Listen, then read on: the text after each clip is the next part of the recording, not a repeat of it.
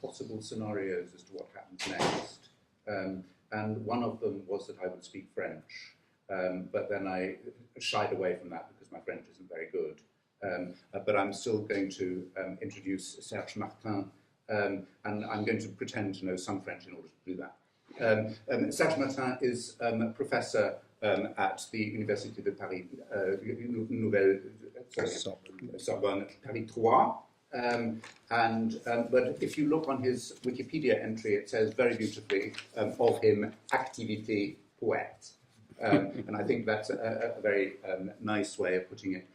Obviously, he is known to all Michoniciens, and he is the editor of two collections, one from 2005 and one from 2010, specifically devoted to Michonnic. He has edited a volume of poems devoted to Michonnic, so he is a great Michonicien. But in presenting Serge Martin to you, I am also presenting, which is wonderful, Serge Ritman, the blogger and the écrivain. And I think in a session that is concerned with le rythme, the idea that you have next to you somebody who's un rythme is absolutely perfect.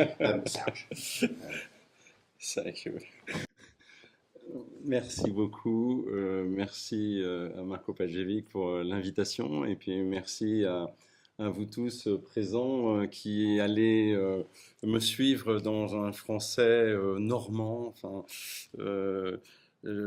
parce que j'aurais bien de la peine à vous parler en anglais.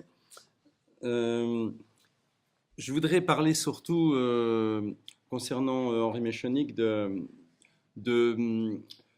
je vais avoir une prise critique qui s'appelle tout simplement La Voix, que vous connaissez très bien. Je vais partir d'un débat qui a eu lieu en France il n'y a pas très longtemps. C'était dans un numéro de la revue Critique, qui est une revue, la revue de Georges Bataille, la revue Critique qui, en 2010, titrait « Du style », point d'exclamation. Et dans ce numéro, Laurent Génie, qui est un universitaire, je pense que vous connaissez, genevois, suisse, observait la situation française et faisait une discussion, enfin ouvrait une discussion sur un ouvrage de Philippe Jousset, qui est un stylisticien, qui venait de publier un livre qui s'appelle « Anthropologie du style ». Et dans cette recension de l'ouvrage, Laurent Génie en profitait pour parler du livre de Philippe Jousset et surtout du livre de Henri Michonnic de 1982. Voilà, donc quelques années, longtemps après, Laurent Génie parlait beaucoup plus de Michonnic que de Philippe Jousset, lequel Philippe Jousset ne parle pas beaucoup de Michonnic. Bon, voilà.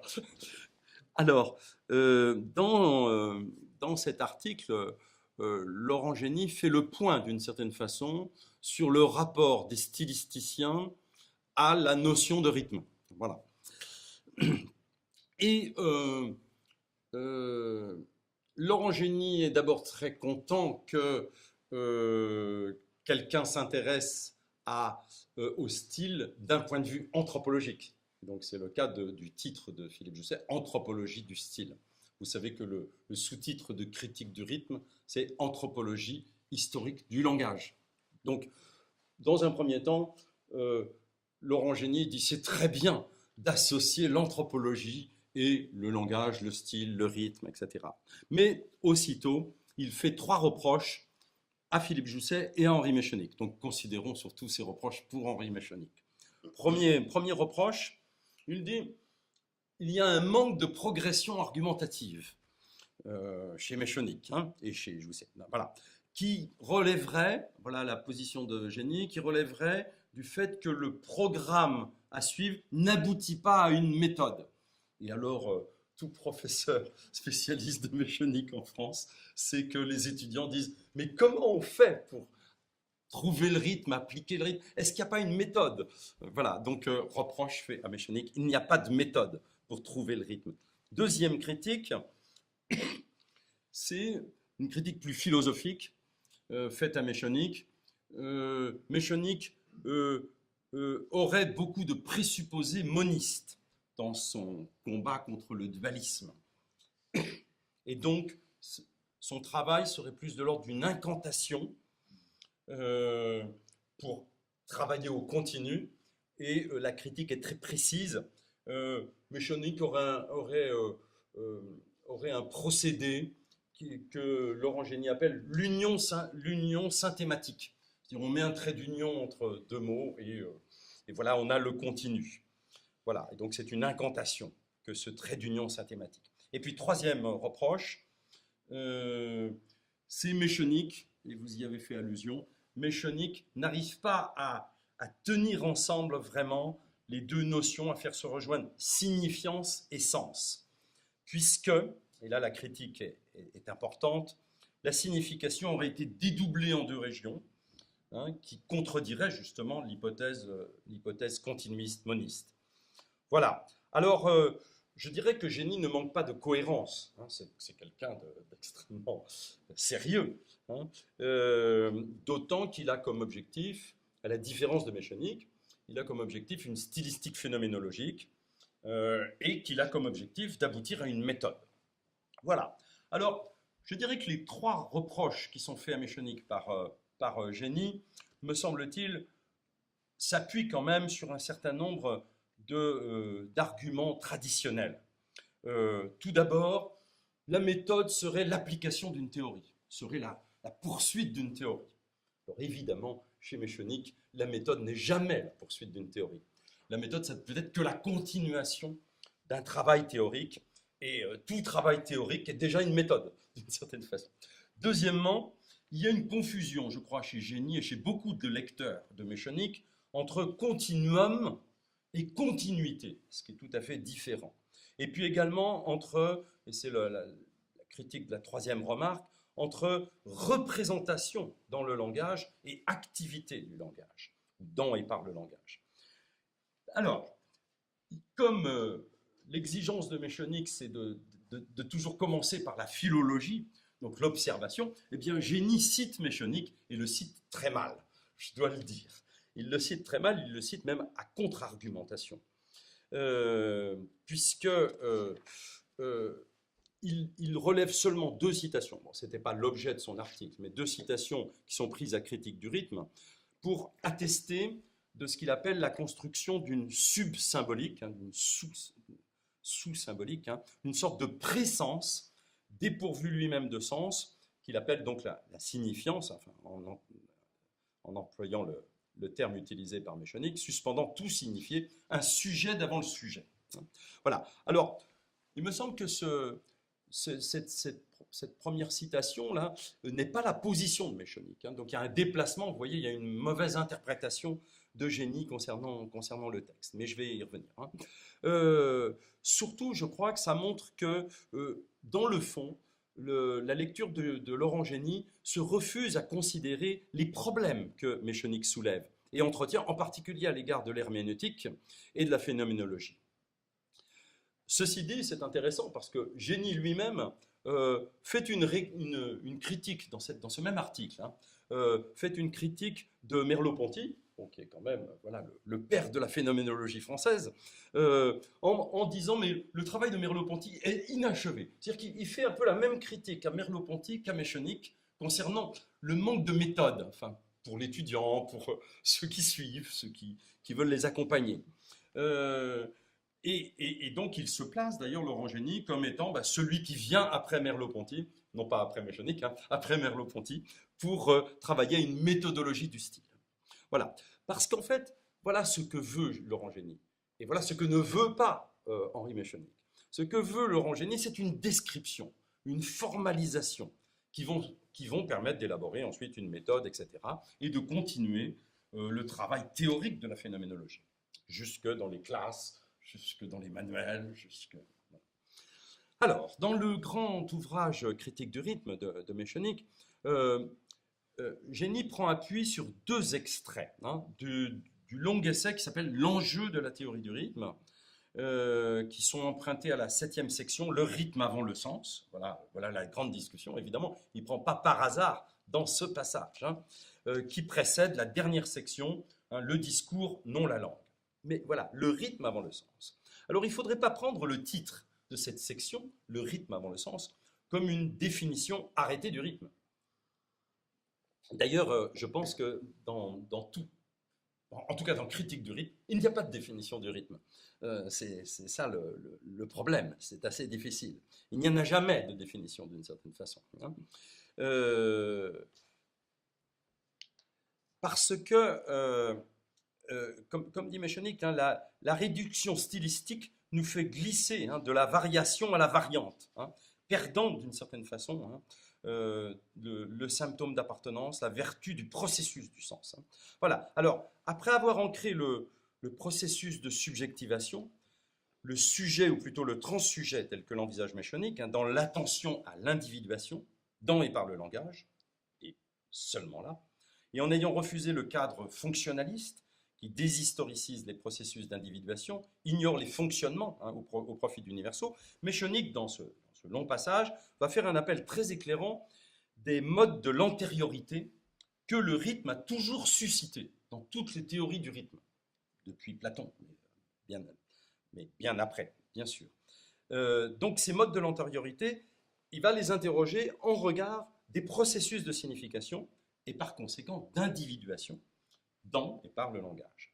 Alors on sait qu'avec la notion de rythme, tout le travail de conceptualisation pour Mechanic, ça va être tout le travail de critique du rythme, va être un travail de dissociation. Dissocier le rythme d'autres notions, en particulier du maître, bien sûr, mais aussi de la scansion, de la répétition, etc. La répétition, c'est moins évident, il le fait par ailleurs. Voilà.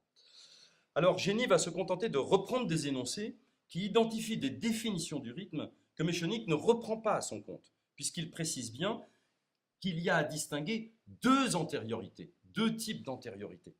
Et Mechanic va défaire, je pense, la critique de Génie, puisqu'il dit lui-même, voilà, je le cite, et c'est pas ce que cite Génie, il a oublié ce passage, étant du discours, donc le rythme, c'est du discours, ça fait partie du discours, c'est au cœur du discours. Hein. Étant du discours, le rythme n'est pas antérieur au discours particulier, hein, ou il est un autre du sens, puisque dans le discours, il est un autre du sens, mais il n'est pas antérieur au discours. Et je continue la citation, s'il y a une antériorité du rythme, alors il y a peut-être une antériorité du rythme, elle précède, où est-elle? Elle précède le sens des mots. Oui, là, le rythme est antérieur au sens des mots, mais non les mots eux-mêmes. C'est-à-dire le rythme ne précède pas les mots, sinon il n'y a pas de discours, évidemment. Voilà. Alors, et il conclut comme ça, antériorité seulement à la priorité habituelle du sens, c'est-à-dire en fait aux représentations dominantes, générales, habituelles, etc. Voilà, du sens.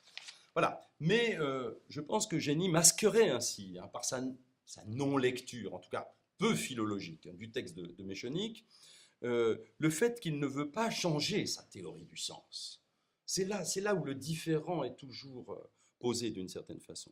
Théorie du sens, on le sait, qui est, chez Génie, arrimée à une herméneutique qui effectivement vise l'interprétation.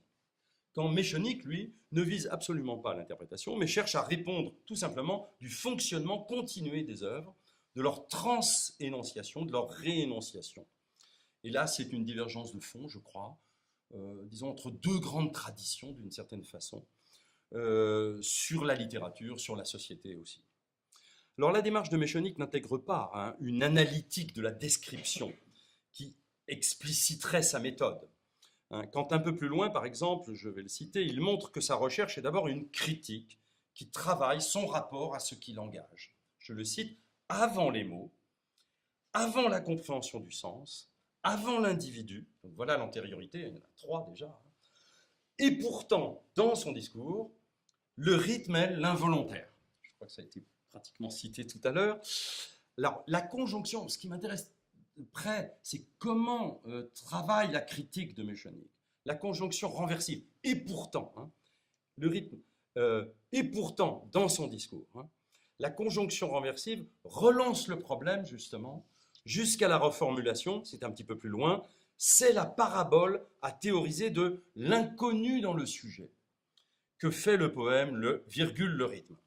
Alors pour Génie, le rythme serait au mieux un élément du fait littéraire, donc une partie qu'il faudrait trouver plus ou moins, qui participerait éventuellement d'une prise méthodologique dans une compréhension-interprétation. Mais pour Mechanic, c'est un opérateur de la pensée du langage, un opérateur critique, et même un équivalent d'une certaine façon de la visée non d'un discours sur, mais d'un discours avec le poème. Donc celui qui lit le poème ne travaille pas sur le poème, il est travaillé par le poème, il est travaillé justement par cette apposition, le poème, virgule, le rythme. On a ça très fréquemment dans toute l'écriture de Mechanic, hein. La position critique d'une certaine façon. Parce que si je pense le poème, je dois penser le rythme. Si je pense le rythme, je dois penser le poème. Voilà, c'est inséparable, hein. Et donc c'est bien autre chose cette apposition que ce que Génie signale comme un exemple de la chaîne de synonymie.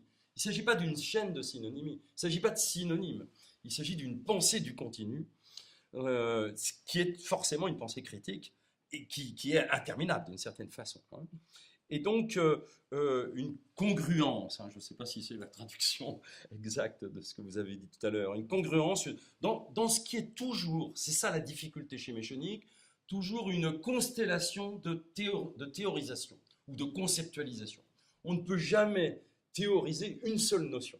On est obligé de, si on a le rythme, on a le poème, si on a le poème, on a le sujet, si on a le sujet, on a l'historicité, on a l'oralité, et tout bouge. Dès que j'en fais bouger un, tout bouge. Voilà, c'est cette constellation.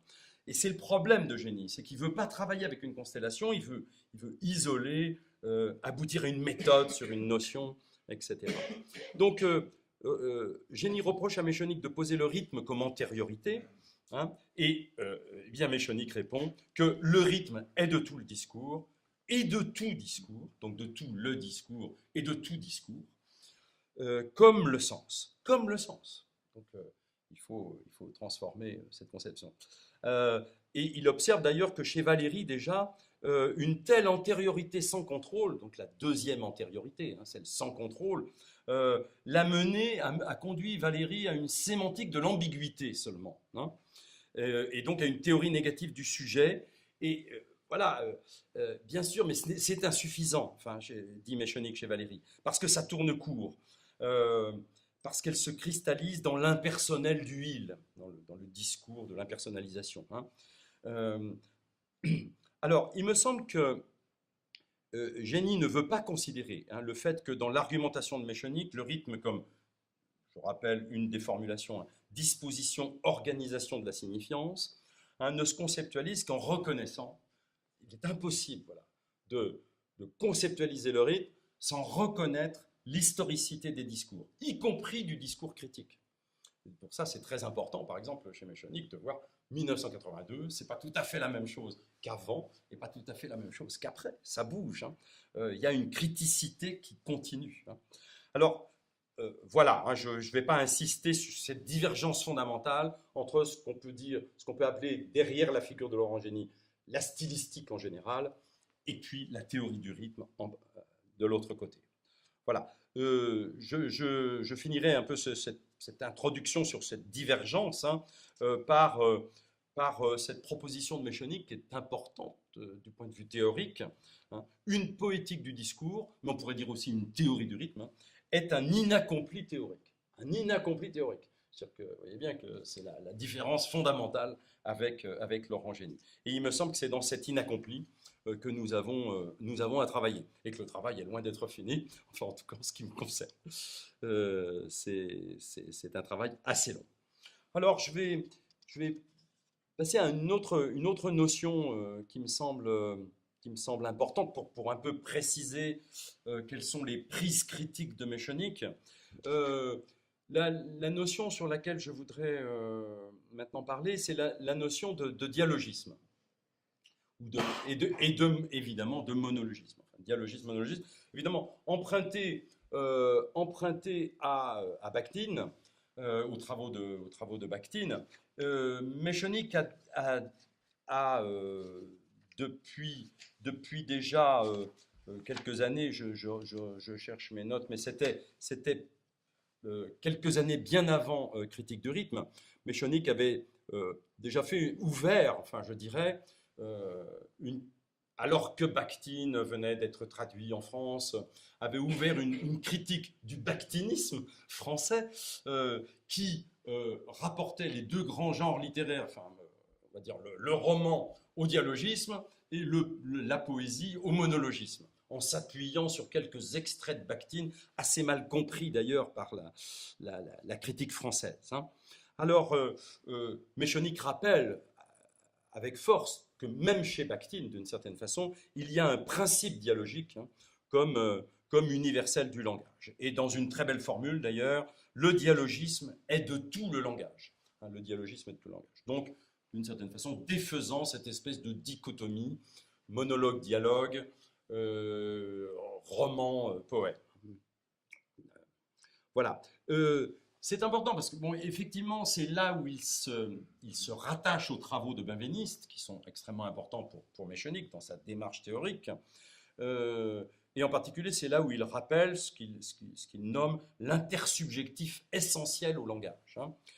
C'est-à-dire le fait qu'il n'y a, je le cite, pas de poésie du je qui ne soit par là même une poésie du tu, de la réciprocité qu'est la personne. Alors il faut entendre toutes ces formules dans la situation française aussi, hein, c'est compliqué. On regarde la personne, bon, la notion est utilisée par Benveniste, mais on a aussi une tradition personnaliste en France. Enfin voilà, donc il y a toute une reprise, hein, par tous les bouts, je dirais, d'une certaine façon, hein, des problèmes théoriques dans ces périodes-là, dans ces moments-là. Hein. Voilà, et donc il va rappeler ce qui est, me semble-t-il, valable pour toute œuvre littéraire comme relation dialogique, intersubjective, transsubjective. Ça, c'est une belle ouverture, je crois, qui est une reprise, d'une certaine façon, des travaux bakhtiniens. Dans cette formule, le dialogisme du poème est à la fois une position du sujet de l'énonciation, donc benveniste, hein, et du sujet de la lecture, tous deux mutuellement impliqués d'une manière que le poème invente, qui lui est propre. Le poème invente cette relation de deux sujets.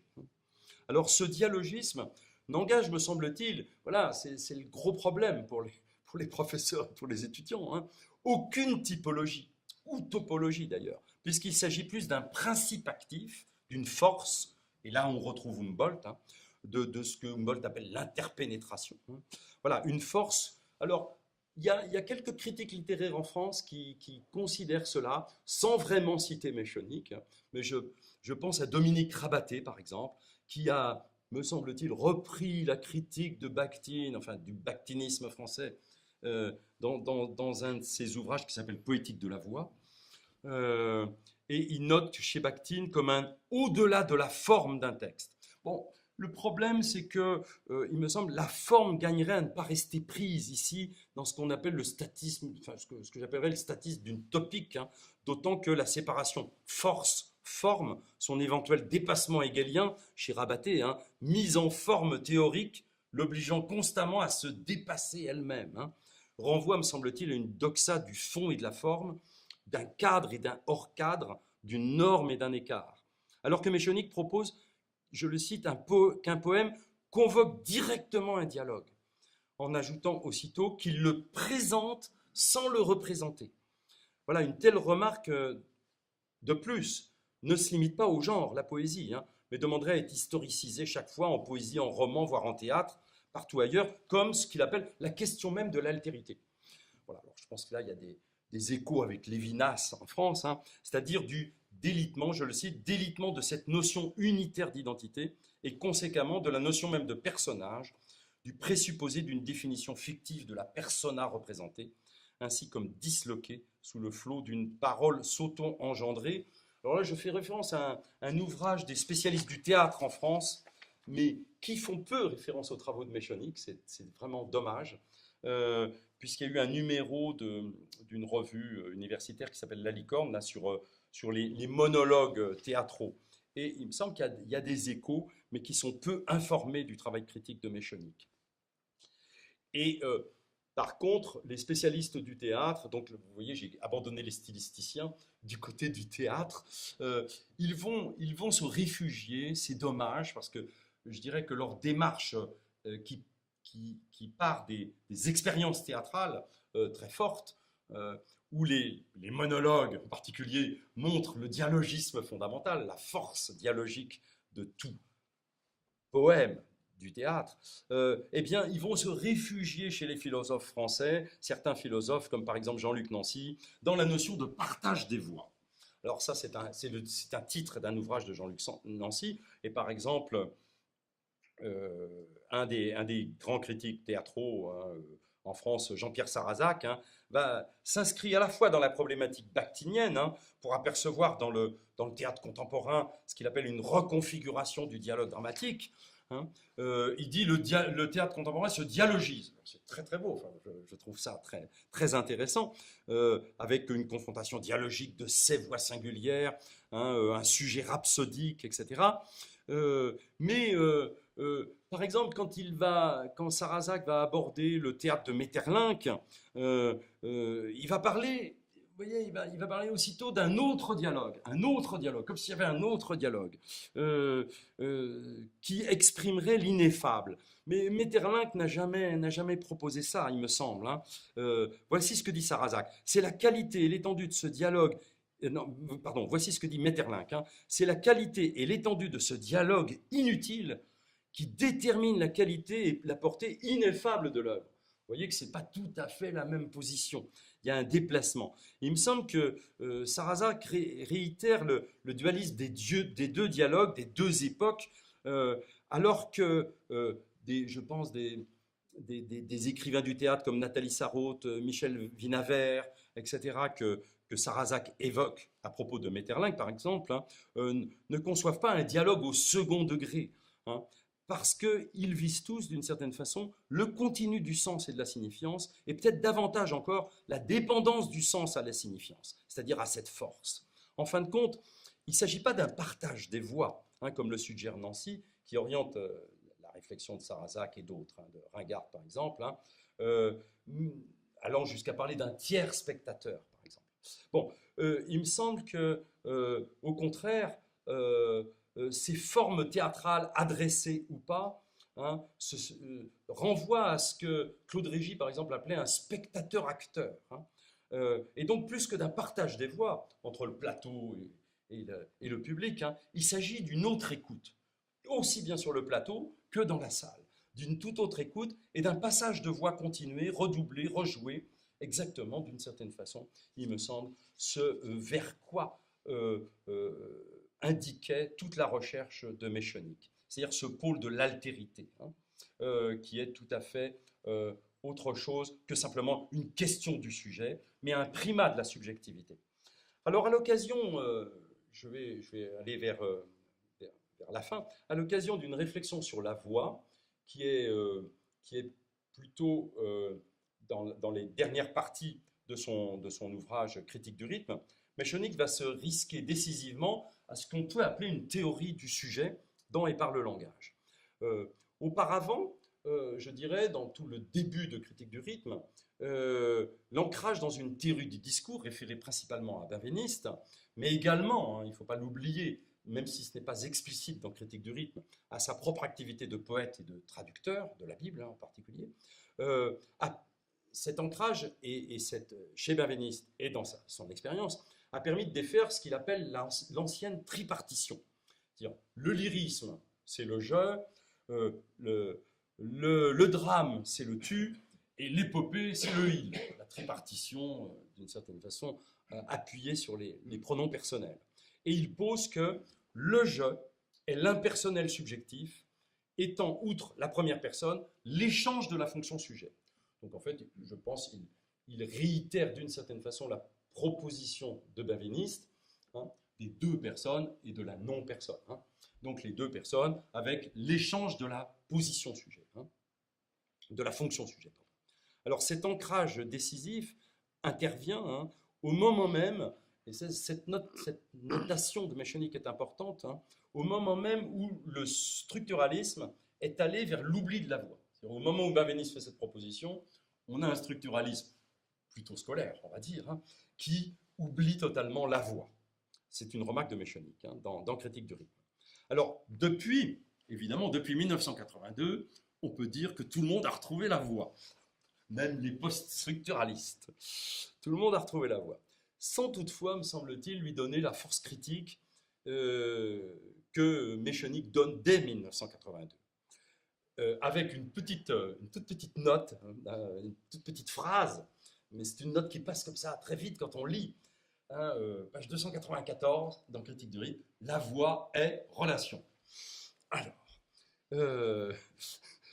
c'est une phrase simple, peut-être très rapide même, peut-être même Méchenique n'a-t-il pas totalement déployé d'une certaine façon cette proposition, qui me semble décisive, enfin en ce qui me concerne en tout cas. D'abord, et alors après on a pu parler de tournant vocal, etc., etc. Alors, mais personne ne dit que le tournant vocal viendrait peut-être de là. Mais bon, je ne sais pas. Peu importe. Je pense qu'il ne s'agit pas d'un tournant. La première démarche de Méchenique concernant la voix, c'est de s'intéresser d'abord aux traditions du dire. En tout cas, au rapport entre voix et diction. Attention, non pas simplement pour en faire l'histoire, mais pour en faire un test de ce qu'il appelle l'oralité d'une œuvre dans le discours, et donc d'une certaine façon d'une subjectivation, voire d'une transsubjectivation. Alors je cite un petit peu longuement, c'est page 284-285, la voix et la diction, dans leur rapport nécessairement étroit, découvrent ceci, que la voix, qui semble l'élément le plus personnel, le plus intime, est, comme le sujet, immédiatement traversée par tout ce qui fait une époque, un milieu, une manière de placer la littérature, et particulièrement la poésie, autant qu'une manière de se placer. Vous voyez, cette espèce de mouvement réciproque permanent. Ce n'est pas seulement sa voix qu'on place, c'est une pièce du social qu'est tout individu. Tous les dualismes se retrouvent dans la voix. Ils se ramènent essentiellement pour et par le poème comme révélateur au dualisme de l'intériorité et de l'extériorité, à l'opposition qui n'est peut-être pas une contradiction entre l'auteur et le lecteur.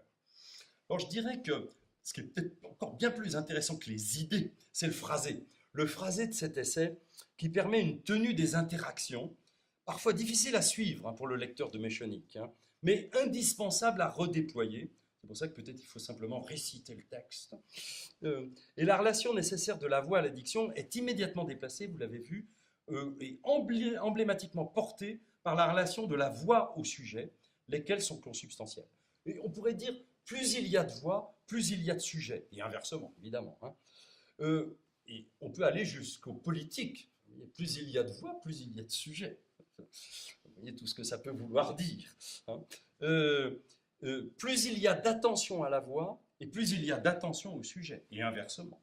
Voilà, d'une certaine façon, ce passage aussi défait complètement, ainsi que Benveniste d'ailleurs l'a proposé aussi, l'antinomie entre individu et social, qui est récusée ici au profit d'un continu dont la voix témoigne, parce que l'individuation y est fondamentalement sociale, comme chez Marcel Mauss, significativement évoqué un petit peu plus loin par Méchenique.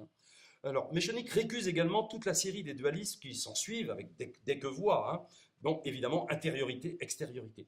Pour le dire autrement, dès que littérature, on sait que c'est le topos de l'expression, si ce n'est celui de l'expressivité, qui se voit également ici contesté.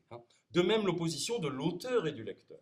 C'est intéressant qu'il finisse ce passage sur cette dichotomie, dont les catégories, depuis leur fondatrice, dans la doxa, celle d'horizon d'attente, etc., ou des catégories plus anciennes, telles celles d'inspiration, sont également contestées, du moins révélées, je dirais, parce que ce sont des représentations inévitables, par la relation forte de la voix au poème, comme autant de représentations culturelles d'époque qui sont le milieu, d'une certaine façon, de la voix. Mais il n'y a pas chez Méchenique de prétention à définir la voix autrement qu'en travaillant sans cesse ce qui en fait le fonctionnement dans les œuvres. Puisque si la voix est relation, il n'y a pas autre chose que de voir ce qu'elle met en relation d'une certaine façon. Donc on continue avec le sujet, le rythme, la prosodie. Voilà. Alors chez le poéticien du rythme, il y a aussi une attention très forte aux historicités, aires culturelles, linguistiques les plus diverses, et à une visée anthropologique d'un universel du langage. Alors, vers la fin de son étude, il met en valeur cette dimension. Je vous lis ce passage qui est, voilà, d'une certaine manière, qui conclut ma réflexion sur la voix. La voix unifie, rassemble le sujet, son âge, son sexe, ses états. C'est un portrait oral. On aime une voix où elle ne vous dit rien. Eros est dans la voix, comme dans les yeux, les mains, tout le corps. La voix est relation. Par la communication où du sens s'échange, elle constitue un milieu.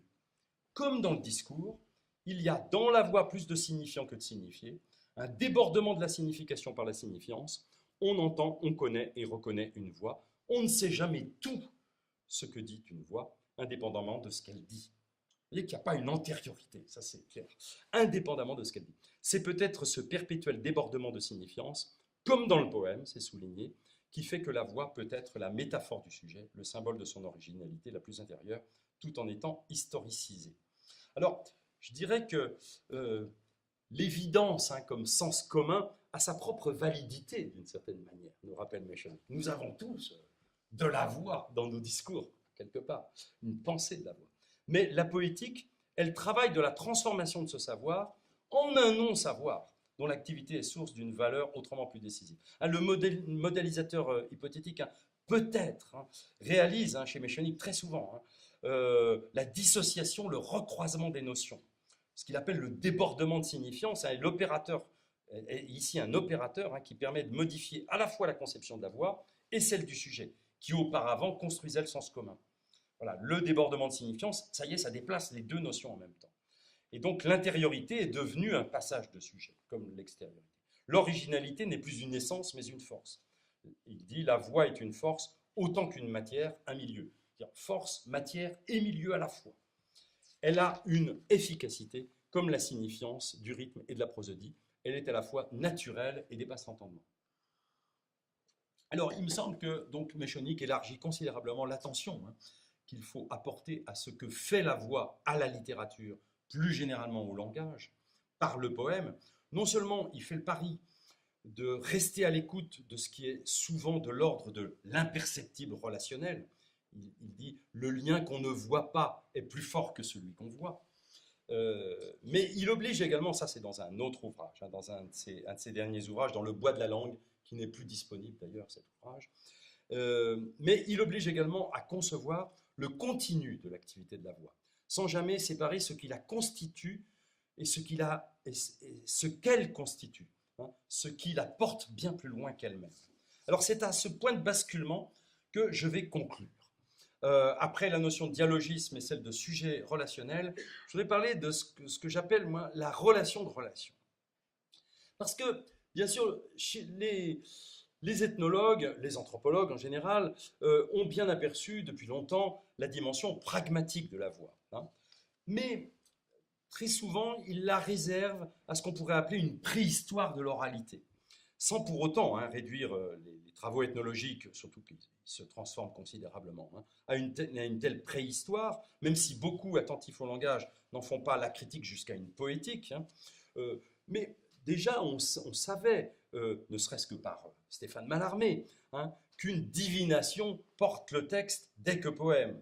Je cite ce passage qui est souvent emprunté par Henri Méchanik, « l'air ou chant sous le texte, conduisant la divination d'ici là, y applique son motif en fleuron et cul de lampe invisible. » Alors, autrement dit, pour Méchanik, l'historicité de la voix inclut celle de l'écriture. Les fleurons et cul de lampe, voilà. Pas d'oralité, pas d'écriture de poème sans oralité et inversement, d'une certaine façon. Méchanik y insiste, tout ce qui déshistoricise l'une, déshistoricise l'autre. C'est pourquoi l'oralité va constituer chez Méchanik un enjeu décisif. À la fois sa théorisation, comme sa pratique, son écoute, son anthropologie, sa politique aussi. Alors c'est là que les déshistoricisations sont en permanence au travail, je dirais, pour éviter d'effectuer le saut épistémologique qui passe par le fait que le rythme comme sémantique, virgule et oralité, je sais pas Méchanik, comme sémantique et oralité, est une subjectivation spécifique du langage. Alors, l'incise et oralité me semble décisive pour la théorie et la pratique de la voix avec le poème, hors de tout physiologisme, parce que l'activité ici est de l'ordre d'une sémantique généralisée. Méchanik pose que la voix, non la respiration, est la matière de l'oralité. Alors la voix revient par le poème au langage, au corps langage. Elle en est l'activité constitutive, évidemment à une condition décisive pour Méchanik, travailler à sa narrativité propre, à sa prose. Alors voilà, vous voyez, on arrive, on déplace encore le problème, et c'est d'une certaine façon un déplacement pratiquement, comment dire, la dernière étape de tous les déplacements, même si il faut tout reprendre sans cesse. Hein. Bon, c'est ces notions que Méchonic va développer plus ou moins, mais aussi Gérard Desson et d'autres, hein, notion de récitatif, de phrasé. Moi, je l'ai développé avec la notion de racontage que j'emprunte à Walter Benjamin. Et d'une certaine façon, c'est un déplacement, bon, après Walter Benjamin, hein, il me semble que Méchonic tire cette narration, hein, non pas vers le mythos, hein, qui chez Homère désigne le contenu des paroles, hein, mais plutôt vers l'épos, hein, la voix, au sens où chez Homère les épéas, hein, sont les paroles de l'épopée. Voilà, cependant, il me semble qu'il y aurait erreur à dissocier complètement le dit du dire, hein, tout en sachant bien que la critique de Méchonic est décisive, hein, que le primat du dire est au principe même du poème, comme activité transsubjective, hypersubjective. Mais si l'épos doit emporter le mythos, hein, c'est peut-être par la relation de la relation où s'augmentent mutuellement les sémantiques actives de la narration elle-même, qu'il faut bien entendre comme un déverbal, la narration, hein, donc une activité, hein, et surtout un rapport intersubjectif, une activité vocale, tout simplement. Et donc je conclurai sur la notion de voix, invention d'une oralité, à partir d'une formule que Méchonic emprunte à Boris Pasternak, qui est une formule de 1934, je crois, hein, la notion de prose en action et non en récit.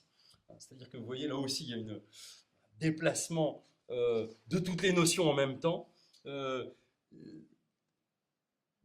Pasternak précise passage du fait organique. Non, pardon, Méchonic reprend cette formule de Pasternak en disant passage du fait organique, du vivant dans le langage. Hein. Et Pasternak parlait de prose pure dans sa tension de transfert.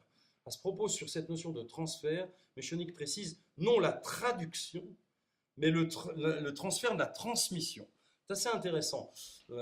Parce que ce dernier terme suggère très précisément ce qu'on pourrait appeler la valeur relationnelle de la voix de la prose, hein, qu'on peut appeler effectivement ce passage de voix, cette voix passante, cette voix dans la voix aussi, car l'interaction la plus forte de la relation narrative et de la relation intersubjective est d'une certaine façon la condition d'une pluralisation interne de la voix, son échoïsation, hein, au sens donné par l'hébreu, par exemple, pour lequel l'écho est la fille de la voix.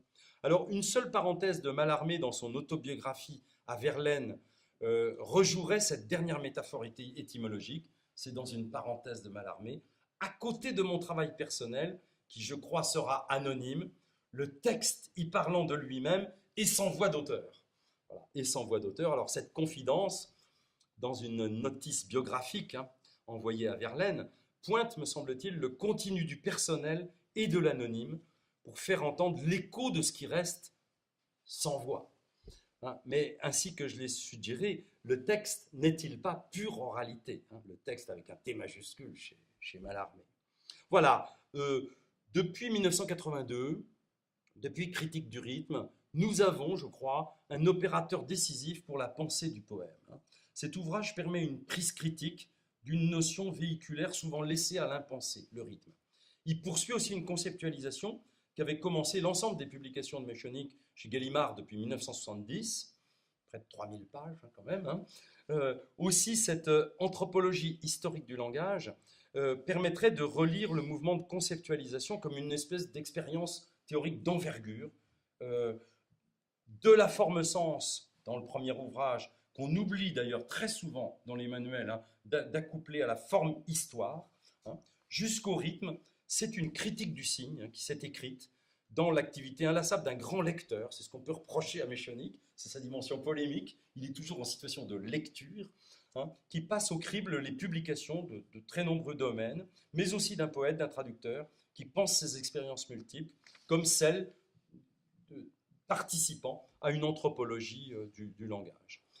Alors, dans son prolongement que la notion de poème a relancé, le mouvement de conceptualisation, dans un ouvrage plus récent qui a pris son titre et qui s'appelle « La rime et la vie », très très beau titre, en fait c'est un titre pris à une préface non publiée à la traduction des poèmes de Marina Tsvetaeva par Eve Mayret.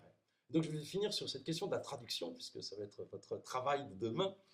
Eve Mayret était une traductrice du russe qui participait au séminaire de poétique que Méchonic dirigeait à Vincennes, à Paris 8, hein, et je crois que Eve Mayret partageait avec Méchonic non pas la même théorie, hein, mais un même goût, une même connaissance du domaine russe, hein, puisque Méchonic connaissait le russe par ses parents, hein, même s'il l'a appris ensuite tout seul, puis ses parents ne voulaient pas lui enseigner le russe. Alors, ce domaine linguistique et littéraire, le russe, est pour Méchonic, s'agissant particulièrement de la poésie, hein, le témoin de ce qu'il appelle un ratage, un non-rapport, une non-relation, si vous voulez, entre deux traditions, la russe et la française. Alors, je laisse le problème de ce non-rapport qu'il évoque dans cet article, hein, dans cette préface. Il appelle ça le retard de la bouteille à la mer. Hein.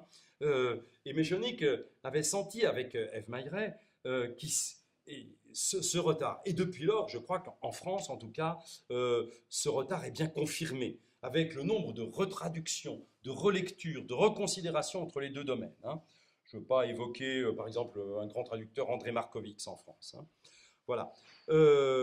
Mais il semble que nous ne nous arrêtons plus maintenant à ce qu'il appelait une information sans voix. C'est-à-dire, on sait ce qui se passe en Russie, mais sans la voix. Enfin, cette remarque est très intéressante. Hein.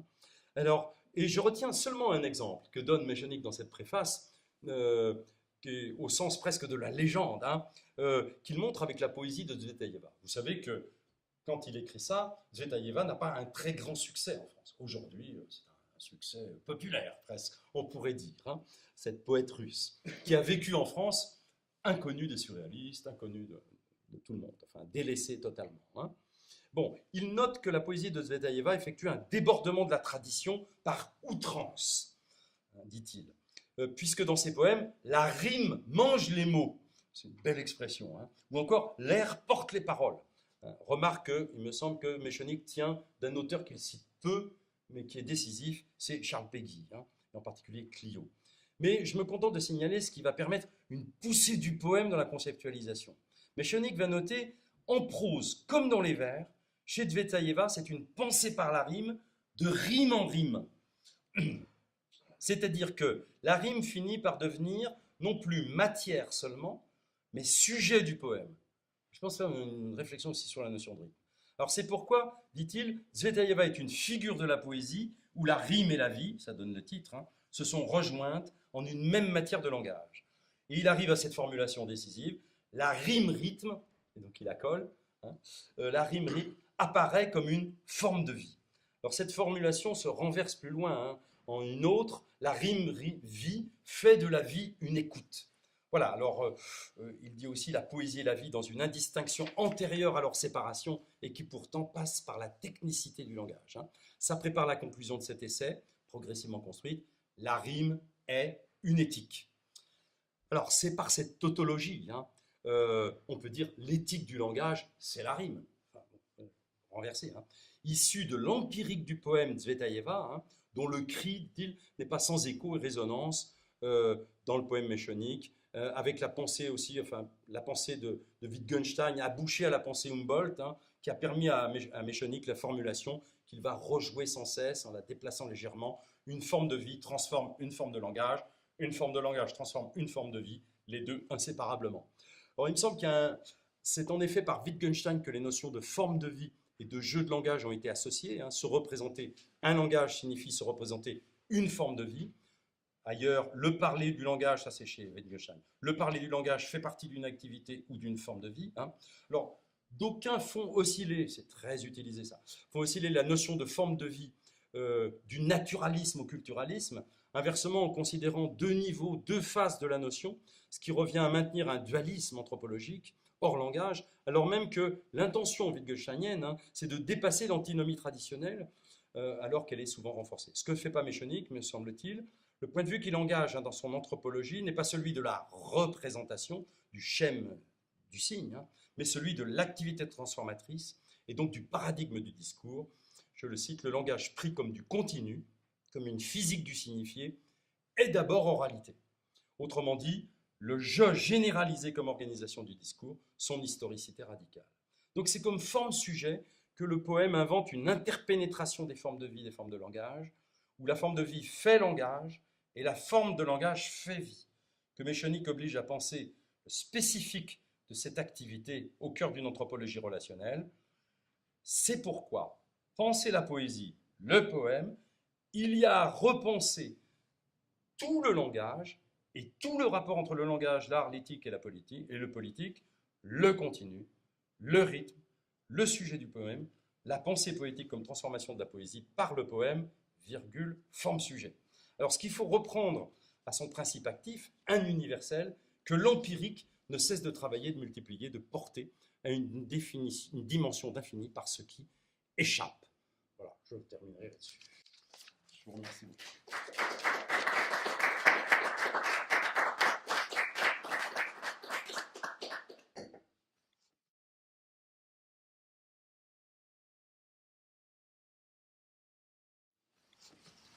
That was extraordinary, wasn't it? Both of these two papers that come together in a way that is deeply persuasive. I'm going to, as I promised at the beginning, I'm going to move outside the specific sphere of Méchonic and talk about myself.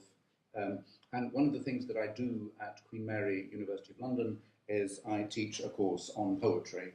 And I teach a course on poetry because when we introduced comparative literature, people pretended that literature consisted of novels, and I do not believe that it does.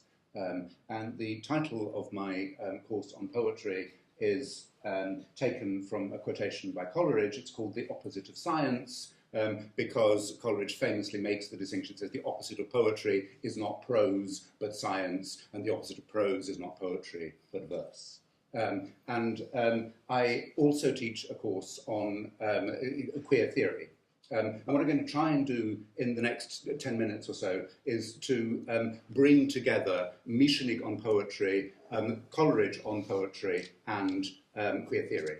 It's going to be a tall order, but bear with me and we'll see what we can do. These two papers have helped me hugely. I'm going to start, as it were, in the wrong order because Serge, on the notion of, for example, when he takes the idea that poetry is monologic, that poetry is, as it were, on the wrong side of the ethical divide, because we all know that for Bakhtin, a monologue is not something you ought to be doing. You ought to be actually being sort of dialogical. And my view is that, again, this distinction, that it is science that is monological, it is that science that claims to be truth, that thinks that if you, as it were, reduce facts to a series of formulae, etc., that is the essence of the monologue.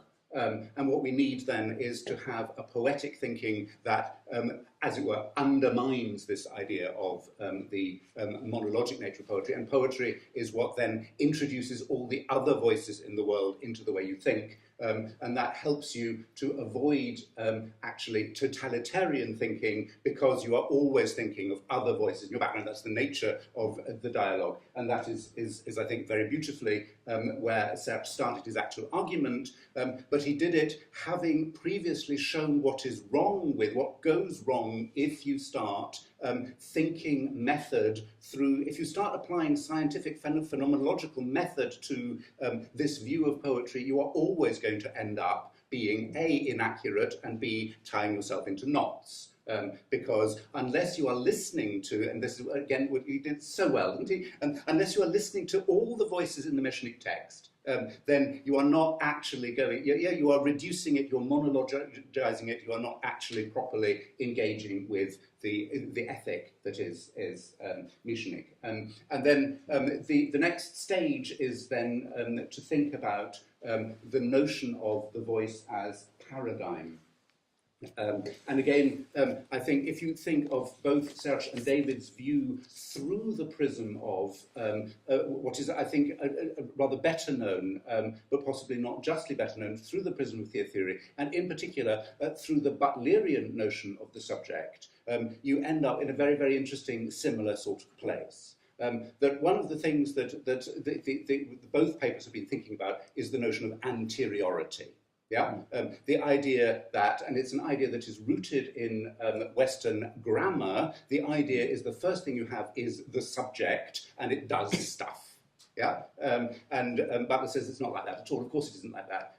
It is the doing stuff that constitutes the subject, but actually you can't tell the difference. So that this notion of unfolding and enfolding actually encapsulates brilliantly the idea that your subject is always also embedded in a whole series of involuntary actions, involuntary performances. So there isn't a you that does things. You, as soon as you actually start to articulate, you are part of the discourse that is voice, that is language. As soon as you say something, then you are entering into an involuntary relationship with the whole of as it were,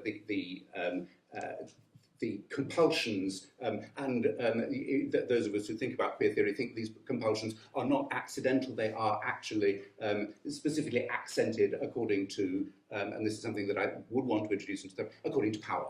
Yeah. So every time you your voice, you enunciate your voice, you are entering not only a beautiful, some Michelisien kind of field of discourse, but you are also entering into notions of power. Does that make sense? Do you know what I mean? Yeah. And I think the thinking poetry as a completely new way of doing ethics is actually would also help to solve a lot of the problems that go with queer theory. And one of the things that queer theory is constantly trying to overcome is the notion of the binary. Yeah, and David's paper was really beautiful in the way in which he was not only talking about the notion of rhythm as the place where the indissolubility of two things always happens. You cannot have distance without proximity. Yes, that always what rhythm does is it puts two things together.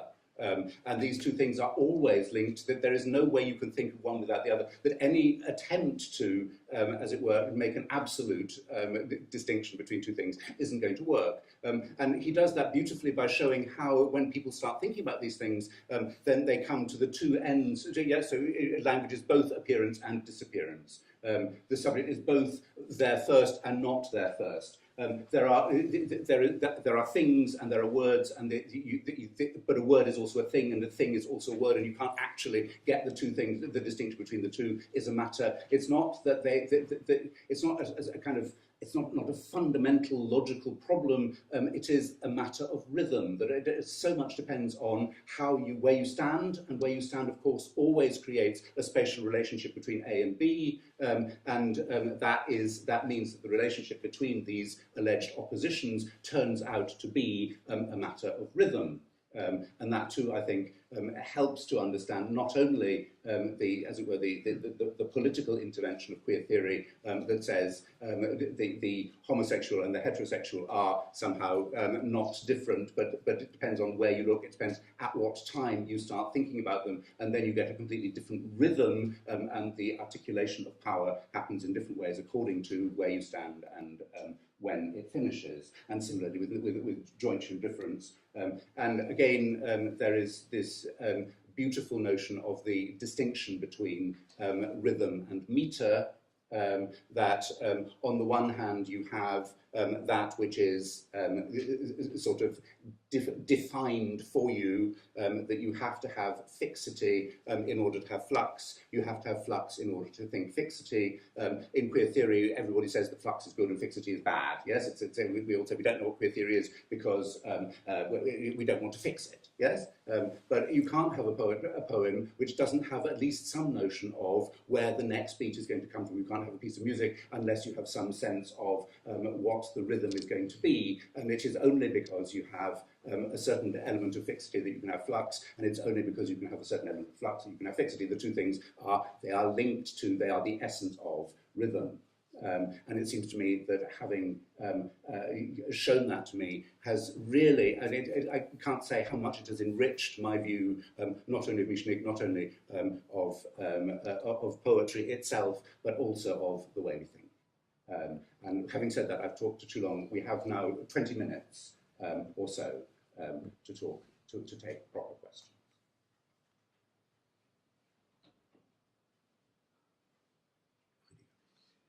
Yes, thank you for three wonderful complimentary fireworks that we've just experienced. That is marvelous. I think I would like to come back to one point that David Smith made right at the beginning, relatively in passing. And this has to do with, and Robert just alluded to this too, it has to do with our specific understanding of musicality when we talk about rhythm, and a different type of rhythm when we talk about language. And you suggested that some people argue, if I get this right, some people argue that we should perhaps distance ourselves from this musical understanding of rhythm and focus solely more on the language side of things. But of course, in so many ways, we are preconditioned in the way we understand what rhythm encapsulates, what rhythm means. And when I think of Sarah's explanation of the difference between, shall we say, intersubjectivity on the basis of the dialogue or on the basis of the monologue, I dare say that the monologue, no matter how we value it, creates a different type of rhythm compared to the dialogue. I think in poetology, certainly since the early 1950s, the question of whether a poem is of a monological nature or not, the famous Ben controversy of the Knogge meeting of poets in 1952, is a question that still hasn't been resolved in so many ways. And I like Robert's point that in so many ways it is science that provides us with monologues in different shapes and forms, but it's often just a monologue. And it also empowers itself by doing that. I think that's a very important issue. But I would like to come back to this issue, this fundamental issue of rhythm and our understanding of it. There are, of course, very clear moments when we can say that in 20th century or modernist aesthetics, there are moments when we can say that the theory of rhythm had really emancipated itself from the more conventional, more classical understanding of meter. And the classic moment, really, in modernism is 1913. It is the Sacre de Printemps. Mm. And when you look at Stravinsky's score, what is so extraordinary here is that he starts to compose with rhythmical units and has not the faintest idea what he does with the meter. Not the faintest. This comes much later. He at first almost, he doesn't refuse, but he can't set bars. And that's the clear signal. And this is something which I dare say has clearly informed aesthetic theory to a great extent that dealt with the question of rhythm and meter. Adorno famously didn't indulge in that in the aesthetic theory. But I think it is a crucial aspect that we need to consider, how we deal with the question of rhythm in poetry and, after all, in music, and where are the links here. And I don't think we can ignore them. The emergence of a reappraisal of rhythm, or rather of also the reappraisal of meter, you alluded to Heidegger, I think it's not a coincidence that one of the very, very few composers that Heidegger ever wrote about is Stravinsky. And with Heidegger, of course, we have another issue at stake, and this is, when was it that he really began to be interested in this particular question? Famously, after 35, 36, when he had encountered Hölderlin in a proper way. And of course, it is Hölderlin's, shall we say, problem that he had with this dichotomy of rhythm and meter, that somehow that Heidegger clearly sensed, that he clearly worked that out, and translated this then in those aspects that you referred to. So I would suggest that the reconsideration of rhythm and the relationship between rhythm and meter has a broader context. Okay, I wouldn't disagree with any of that. Just to clarify what I was saying, the question that I was setting up was was I guess between, or the argument as well I was setting up was between two ways that I see rhythm in literature conceived.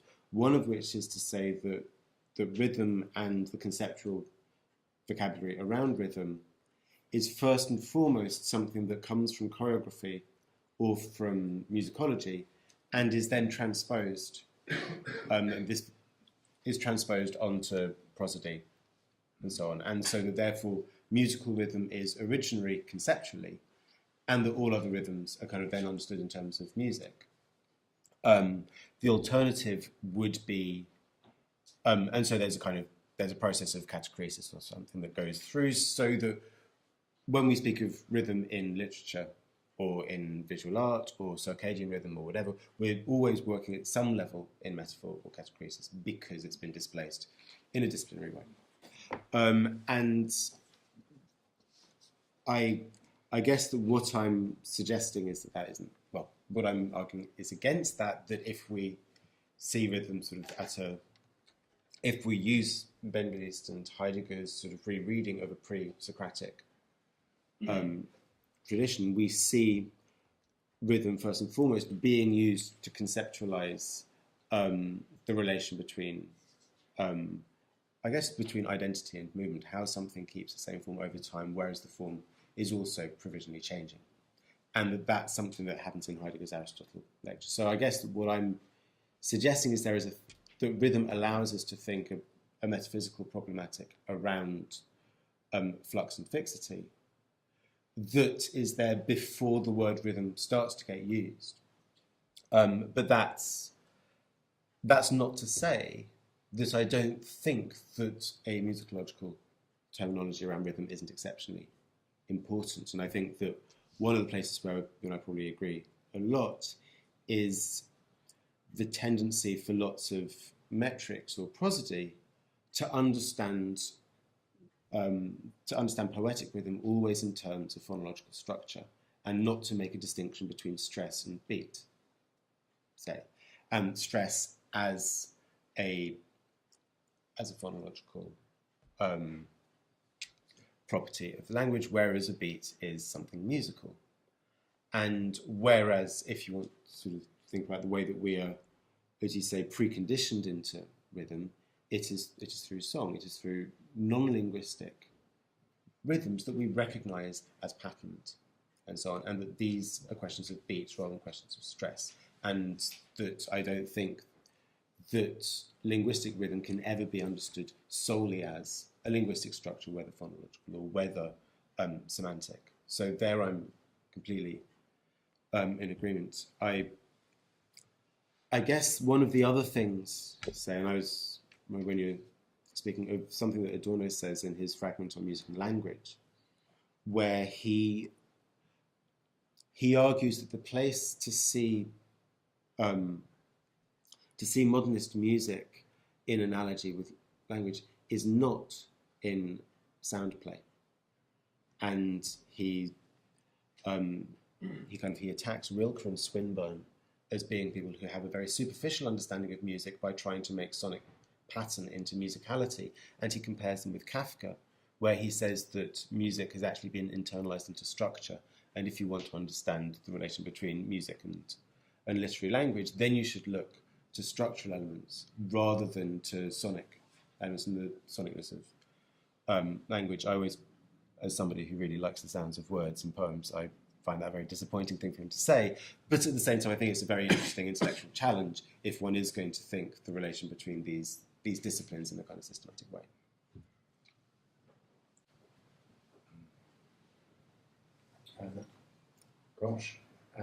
I think that the gentleman in the front row was first, and then Marco, and then the two gentlemen at the back. Yes.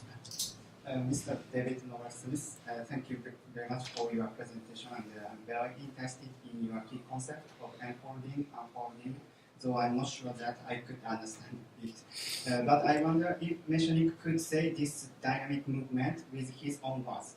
because I thought that it is similar to his concept open and close.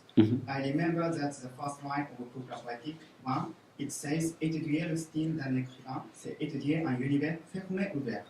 Or, in Critique de rythme, he says le poème est un moment transitoire d'un jeu ici maintenant.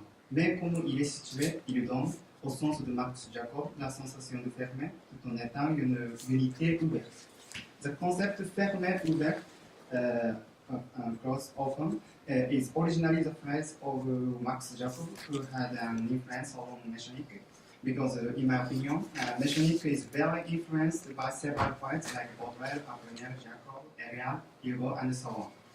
For example, as you know, Mechanic defines the reason as organisation du movement of speech, the organisation du mouvement de la parole. And this was well borrowed from Gerald Manley Hopkins.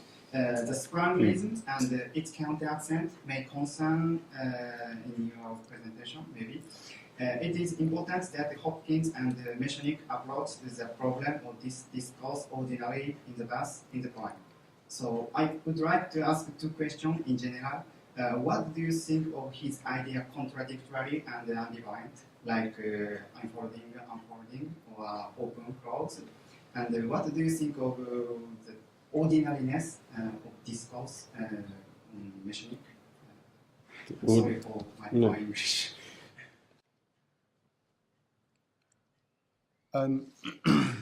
So I guess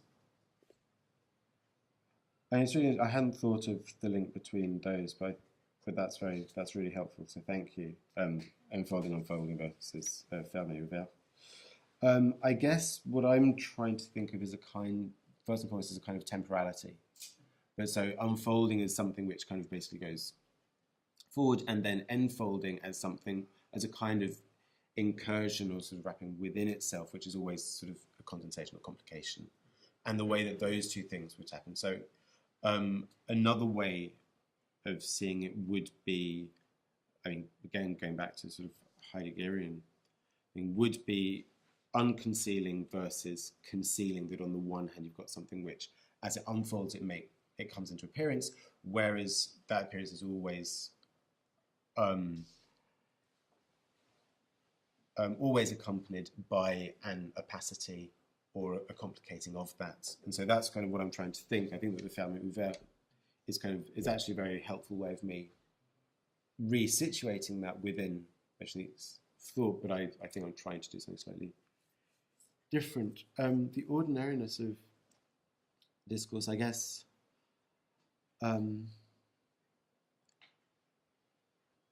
is a really fascinating question, because it does refuse the positing of something like poetic language. That on the one hand, what I was saying was committed to some kind of privilege for poetry as the place where these processes are put on display. And so that is where language shows itself, is in poetry. But at the same time, if Mechanic is kind of showing us one thing, it's that the historicity of discourse is one of all acting in language. And so that means that one can't really hold on to the same kind of primacy of poetry. Or alternatively, you could say that he's making an expansion of poetics, so that poetics becomes the description of all action and making through language, of which poems are they're not the only thing that a poetics has to describe. So that, again, I think is really helpful.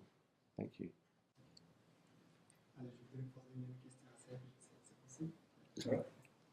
Juste une poser une question à Serge. Monsieur Martin, vous avez cité une petite phrase, la voix est relation, donc critique de rythme. Mais avant cette citation, avant cette phrase, il y a encore une phrase, je voudrais remarquer, parce que ça c'est l'éros est dans la voix. Donc ça c'est le problème de l'érotisme que vous n'avez pas encore posé. Je voulais citer la phrase comme Eros est dans la voix, comme dans les yeux, les mains, tout le corps. La voix est relation. Donc, mon interprétation, c'est la relation, que ça ressemble à la relation amoureuse. Et il y a d'autres directions de la relation de relation que je pourrais m'expliquer.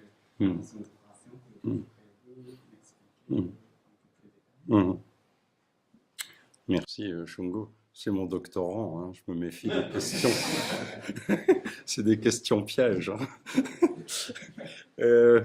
Non, mais très rapidement, oui, il faut entendre par Eros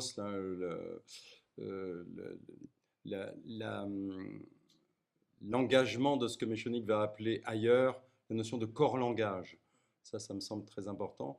Et donc, il n'y a pas, d'une certaine façon, de relation vocale sans une relation par tout le langage, dans tout le langage. Hein. Donc, puisque la voix, c'est à la fois une matière, un milieu, hein, il utilise ces deux termes, qui engage tout le social, mais évidemment, d'une certaine façon, tout le corps. Hein, donc, et c'est intéressant, cette liste qu'il donne comme ça, d'une certaine façon. Je pense qu'il part, tu as cité Max Jacob, mais il est très inspiré par, il a beaucoup lu Tristan Tzara. La pensée se fait dans la bouche. Le dadaïsme pour lui est extrêmement important, bien sûr. Hein, enfin, ce dadaïsme-là en particulier. Et donc, toute cette... Mais c'est aussi apollinaire. Bon, et évidemment, toute la poésie amoureuse. Bon, attention, parce que c'est très dangereux de parler de poésie amoureuse, puisque ça voudrait dire c'est une poésie qui parle d'amour. Non, il faudrait dire c'est une poésie qui fait l'amour, c'est-à-dire qui l'invente, qui le refait, qui le recrée. Voilà, bon, c'est dans cette perspective, je pense qu'il faut comprendre ce passage. Et donc, moi, je me pose quand même un problème sur la formulation « la voix est relation ». Il faut entendre bien le est, c'est-à-dire le verbe être, non pas dans sa dimension ontologique, hein, dans sa dimension philosophico-ontologique, mais tout simplement comme une espèce de copule linguistique, hein, une espèce de passage qui permet d'aller dans les deux sens, et non pas comme une définition. Enfin, voilà. Yeah, thank you very much. I find it striking that in all the contributions so far, we touched already at the core somehow of Michelik's way of thinking and his theory. And that is also what you focused on in your first part, I think, Serge. That is, how do we approach the intelligibility or conceptualization of the world somehow? And I remember very well that is really the key question for Henri Michelik. Yeah? So, l'intelligibilité du présence, yeah? So the intelligibility of presence. So there are different approaches, and that makes it so difficult to deal with Michelik. You cannot have a real method or a real method in that way that you can apply so easily. But actually, he does it very purposefully. That it is just about how can we deal with life. Yeah. So what is it? How can we think life in its living defolding somehow? Yeah. So and that became very obvious. I think that's also the key term for this issue of rhythm and meter. Yeah. So Michelik is clearly on the side of rhythm, against meter, against the kind of a will to categorize these kind of things, which of course always get lost in the categorization. So he wants to think what we can never understand. Yeah. So that's also something I remember what he said. I'm only interested in things I cannot understand. Yeah. And I think there must be a place. Yeah. It must have a space in discourse that there are people who try to do exactly that. Yeah. And develop concepts to think that which goes against the conceptualization somehow. So there's this kind of tension, and that's really at the core of what his theory of rhythm is about, I think. So we opened up this field in this first session, and I'm quite happy with that. I think, Robert, we can take some more minutes. I firmly intend to, actually. There are two more questions. One right at the back, and then Clive Scott. Not quite right at the back, but almost right at the back. Yeah, it's not really a question, but a comment on the two very rich presentations that were good. That Meshnik is really, of course, in dealing with rhythm, trying to get out of the binary. It's really the central thrust. And what he doesn't define, I think, a method that can be used in a classroom. But one of the things that he did, which seems interesting, is that he added a third element to his scansion of poems in French, which was the marking of the consonantal accent, which can also fall on a short syllable. So he had, in fact, 3 terms instead of 2. He had a sign for the accent de groupe, for the tonic syllable, which appears at the end of phonological groups. So the sign for the long, because it's basically an accent of duration, and he used the traditional sign of the brève for the unaccented syllables. But he also introduced a kind of accent bar, like we use in English, to mark consonantal accent, and later to mark what he calls contre-accent. And so he went from a system with 2 terms, or a scansion system with 2 terms, to one with 3 terms, developing Henri Bourrier's idea of the consonantal accent. And so that's just on the level of method that seems very significant, that he was looking to get out of a binary scansion system.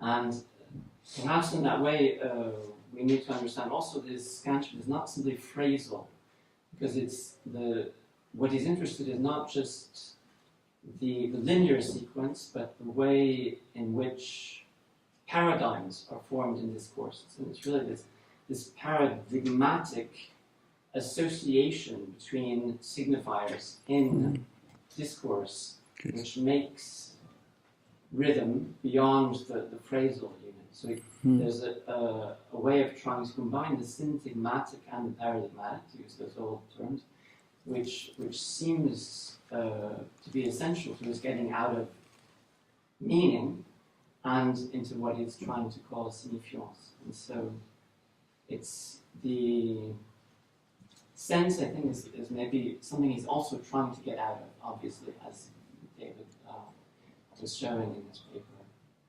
And so just a remark on that aspect of his method that he's trying, he introduced a third element for reading French poems. I wanted to ask a question about a term that hasn't been used so far, and that's système. Discourse is made of système. How far? The word système itself is coming to Meshnik from Saussure. It's a differential set of relative values that add up to an integrated whole. How far, in fact, does système entail the notion of closure? I ask that not only, as it were, about a question about rhythm, in which one is saying, how does the recursive relate to the progressive? I'm also actually asking it about a set of terms, énonciation, oralité, rythme, discours, which Serge will say are not synonyms. Do they create a system? And in which case, what actually is the relationship between items within a system? Are they always changing? Are they fluid? It's that question that I want. Because I say both in relation to a set of terms, oralité, rythme, discours, and in relation to, I mean, one of the ways of thinking, let's say about Mallarmé, is to say, yes, sens in Mallarmé is dynamic because he creates closed systems, the sonnet, and meaning just bounces backwards and forwards. It's lights reflected. That's the image that he wants to use. But if one's thinking about science in a progressive sense, then it's something that you lose parts of, you gain parts. It's something which is as dispersive as it is collective. That's what we mean by the irreversibility of rhythm. But when we're talking about Meshonique, are we talking about, well, what are we talking about? Do you mind rephrasing your question maybe in 1 or 2 sentences in French? Or? Non. No, it's fine. Non, bon, vous posez le problème en fait, vous reposez le problème de la question est-ce qu'un système c'est ouvert ou fermé et fermé? Je pense que vous reposez ce problème, hein, si j'ai bien compris. Hein.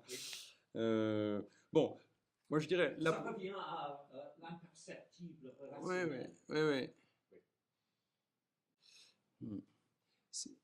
Oui. Bon, la première chose, je pense qu'il faut considérer, mais peut-être chez beaucoup. Ceci dit, il faudrait regarder quand même, c'est pour ça que j'essaye d'être attentif, pas seulement à la conceptualisation, enfin au concept, mais à la conceptualisation, c'est-à-dire à l'écriture. Enfin, ça me semble très très important chez Meshonique, mais chez d'autres, on pourrait faire la même chose avec Merleau-Ponty, avec d'autres, avec Wittgenstein, bien sûr, c'est très important de saisir dans les formulations la conceptualisation, enfin en formulation. Oui, la première chose, c'est que chez Meshonique, ce qui est quand même très difficile, c'est qu'effectivement, il engage des conceptualisations différentes, voire divergentes, même par moment. Bon, on peut sentir qu'il va plus loin par moment et il laisse tomber enfin, certains aspects. C'est pas toujours facile. C'est pour ça que ces premières productions sont toujours des productions, je dirais ces premières comme ces dernières. Il écrit toujours d'abord comme lecteur, c'est-à-dire il répond toujours dans une historicité très singulière, enfin dans un champ intellectuel, dans un champ de recherche. Il va se situer, il y va, quoi. Il va dans le terrain et il mène la guerre. Hein. C'est la guerre, c'est la guerre des conceptualisations. Et ça, c'est très important. Ça me semble très important. Alors on réduit ça à la polémique, la dimension de la guerre, la polémique. Je pense qu'il essaye de construire ce que d'autres ont appelé une critique, mais évidemment pas une critique qui a comme objectif la vérité, une critique qui a comme objectif l'historicité, c'est-à-dire l'historicité des acteurs. Et donc, je dirais que la première chose qui est très importante, je réponds un peu à côté, mais c'est pour revenir. La première chose qui me semble très importante, c'est que sa critique est d'abord dialogique. Elle est fondamentalement dialogique. C'est un discours avec d'autres discours. Et ça me semble très très important. Parce que, en faisant cela, d'une certaine façon, il fait ce que Saussure propose avec la notion de système. Et je dirais d'une certaine façon la notion de valeur chez Saussure. C'est-à-dire que tout est dans les petites différences et pas forcément dans les grandes. Il ne s'agit pas de construire un champ épistémologique qui s'opposerait à un autre champ épistémologique. Ce que j'ai un peu donné l'impression, avec la stylistique d'un côté et la poétique de l'autre, hein, dans ma première présentation. Non, tout est justement dans les toutes petites différences qui font que, eh bien, du style, nous allons passer au rythme, et alors que peut-être c'est la même chose. D'ailleurs, j'ai fait une petite enquête sur les premiers textes de Meshonique. Il utilise le terme de style, comme l'utilisent les écrivains, Mais évidemment, après, il ne l'utilise plus parce qu'il y a une tradition française très importante avec la stylistique des concours dans le domaine pour les professeurs de lettres, hein, de littérature. Hein. Donc, il abandonne ce terme pour sortir de l'institution, je dirais, scolaire universitaire. Mais voilà, je pense que tout est peut-être... On ne peut pas répondre à votre question concernant le système sans répondre à la question de la valeur et de la petite différence. Voilà, c'est ça qui me semble extrêmement important. Et c'est peut-être dans les petites différences qui vont alors interroger la fine prosodie, le consonantisme, etc., que s'effectuent d'une certaine façon, que se construisent, quoi, enfin, d'une certaine façon, des discours divergents, des relations, quoi, enfin, évidemment intellectuelles, et des divergences. So, what I also, well, I think one of the things that that Serge said at the very beginning of his paper is very interesting, which is to think of these terms not as a system but as a constellation, and that's kind of the pattern of thought. But one of the things that then happens that I guess makes it feel quite like a system, quite closed, is that the constellation is always in place. And that one thing means this, means that, and you always get an escalation that suddenly it's about historicité, now it's about politique, now it's about éthique, now it's about, and it just gets bigger and bigger every single time. And that kind of rhetoric, I guess, of escalation sort of makes me think that there is a desire for some kind of system rather than it simply being constellation. Some kind of system that they must be fixed in place in some way, but the terms aren't ever defined and they kind of remain in constellation, as Serge says. I think this points to one of the problems that I was trying to work through in my paper, and actually, again, something that Serge said in his answer. When Michnik says la voix est relation, être is to be taken as a copula rather than as an ontological. I don't think it's possible to use the verb to be without making an ontological commitment. That saying that it's a copula actually is a kind of ontological commitment. But I think that what Michnik actually never does is actually take that ontological commitment seriously, which is what allows it to be a constellation without it becoming kind of systematic. And then I'm quite sympathetic with Laurent Génie saying there's no sense of progression in the thinking, that in a way that the constellation is, well, it's fixed in the way that the stars actually aren't. So then the metaphor starts to fall apart. But I think that use of être as copula is very apt for describing Michnik, but that's precisely the problem I have with him. So yeah, I'd also just quickly like to respond to, if I may, to Robert's thing. Because when you said, where's power? In a way, the question of power comes in this kind of fixing in place of an ontological commitment. The second you have to commit ontologically, then there must be some kind of power relation going on. And one of the things that I thought was fascinating when you pointed to Butler is what would happen if we started to think the rhythmic, the performativity that Butler talks about, where repetition creates the possibilities for creativity or for subversion, if we start to understand that kind of repetition as something rhythmic. And that could be one of the ways in which these two apparently quite different kinds of thinking can really work together. So that was just sort of by the by. Could I just add a quick terminological note here that Michnik was very critical of structuralism for using the term structure, whereas Saussure used system. And he says Saussure used system, a dynamic notion, whereas structuralists introduced structure as something fixed. So from his point of view, in a few places at least, he makes clear that for him system is dynamic and open-ended. That's how he wants it to be. Just one last, come on. Yeah. I would just add to that, I think system is one of the ways he's trying to think about re-enunciation as a system.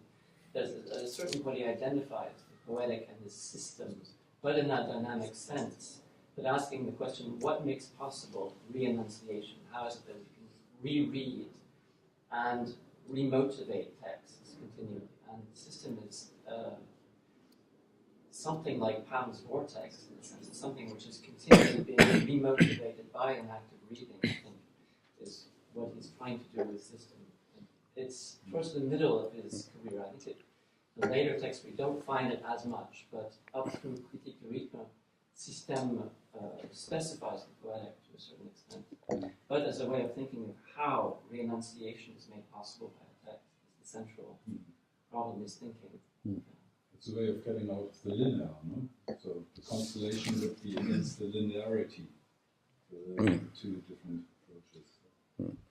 I think what's beginning to happen is we're beginning to have a multi-party kind of discussion, and it's probably better to do that after lunch, or over lunch, or with lunch, but we can't go to lunch without first thanking our speakers very much indeed.